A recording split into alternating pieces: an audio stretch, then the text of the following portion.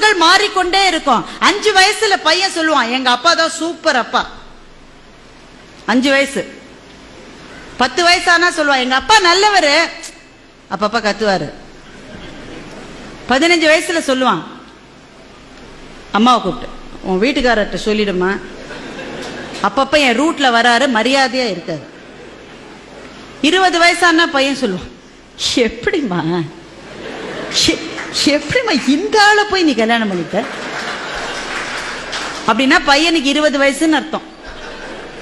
30 வயசானா பையன் சொல்றான், சார் நான் எங்க அப்பாவோட பேசுறது இல்லை சார், நான் என்ன செஞ்சாலும் தப்புங்கிறார் சார், அவரோட நான் பேசுறது. அப்படின்னா பையனுக்கு எவ்வளவு வயசு?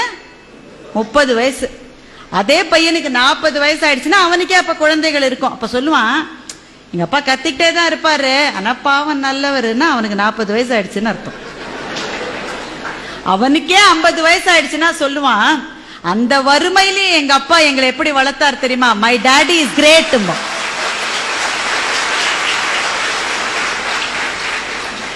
எங்க அப்பா கிரேட்னு 5 வயசுல சொன்னது சார், திரும்பி வரதுக்கு 45 வருஷம் ஆயிருக்கு பாருங்க. இதுதான் மாற்றம்.